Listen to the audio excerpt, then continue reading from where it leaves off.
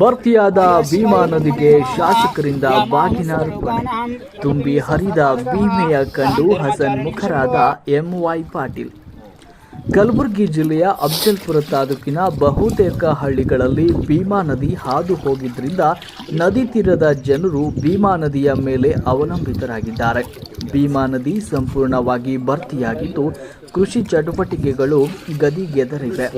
ಬೇಸಿಗೆಯಲ್ಲಿ ಕುಡಿಯುವ ನೀರಿಗಾಗಿ ಪರದಾಡಿರುವ ಅಫಜಲಪುರ ತಾಲೂಕಿನ ಜನರ ಮುಖದಲ್ಲಿ ಸೊನ್ನ ಡ್ಯಾಂ ಭರ್ತಿಯಾಗಿದ್ದು ಈಗ ಎಲ್ಲಿಲ್ಲದ ಹರ್ಷ ತಂದಿದೆ.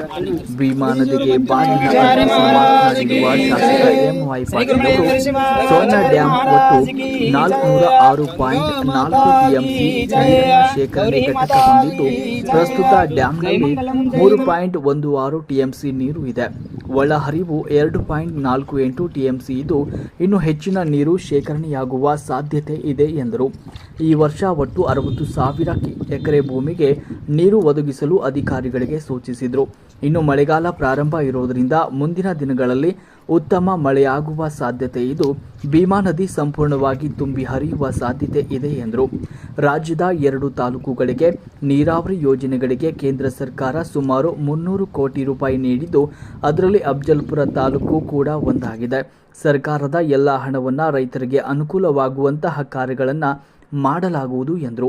ಈ ಸಂದರ್ಭದಲ್ಲಿ ವಿಶ್ವರಾಧ್ಯ ಮಳೇಂದ್ರ ಶಿವಾಚಾರ್ಯರು, ತಹಶೀಲ್ದಾರರಾದ ಸಂಜೀವ್ ಕುಮಾರ್ ದಾಸರವರು, ಕಾರ್ಯನಿರ್ವಾಹಕಾಧಿಕಾರಿ ಸಂತೋಷ್ ಕುಮಾರ್ ಸಜ್ಜನ್ ಅವರು, ಮುಖಂಡರಾದ ದಯಾನಂದ ದೊಡ್ಮಣಿ, ಪಪ್ಪು ಪಟೇಲ್, ಶರಣು ಕುಂಬಾರ್, ಎಸ್ ಪಾಟೀಲ್, ಶಿವಾನಂದ ಗಾಡಿ ಸಾವುಕಾರ್ ಸೇರಿದಂತೆ ಮತ್ತಿತರರು ಈ ಸಂದರ್ಭದಲ್ಲಿ ಉಪಸ್ಥಿತರಿದ್ದರು. ವರದಿ ರಾಹುಲ್ ಎಂಎ, ಸುದ್ದಿ 9 ಟಿವಿ, ಅಫಜಲಪುರ. ಇದರಿಂದ ಸುಮಾರು 60,000 ಎಕರೆ ಜಮೀನಿಗೆ ನೀರಾವರಿ ಸೌಲಭ್ಯ ಆಗ್ತದೆ. ಮತ್ತು ನೀವೆಲ್ಲರೂ ತಿಳ್ಕೊಂಡಂಗೆ ರೈತರು ತಮ್ಮ ಸ್ವಂತ ಖರ್ಚಿನಿಂದ ಈಗಾಗಲೇ ಪಂಪ್ ಸೆಟ್ ಹಾಕ್ಕೊಂಡು ನೀರು ಪಡೆದು ಭೀಮಾ ನದಿ ತಡದಲ್ಲಿರೋರು ಕೆಲವು ಅನುಕೂಲಸ್ಥರಾಗಿದ್ದಾರೆ ಅಂತೇಳಿ ನನ್ನ ಕಲ್ಪನೆ ಆಗಿದೆ. ಬಹುಶಃ ಈ ಬಯಲು ಪ್ರದೇಶಕ್ಕಿಂತ ಇವತ್ತು ಭೀಮಾ ತೀರದಲ್ಲಿರುವ ರೈತರು ಸ್ವಲ್ಪ ಸ್ಥಿತಿ ಚೆನ್ನಾಗಿದೆ ಅಂತೇಳಿ ನಾವು ಅಂದ್ಕೊಂಡಿದ್ದೀವಿ.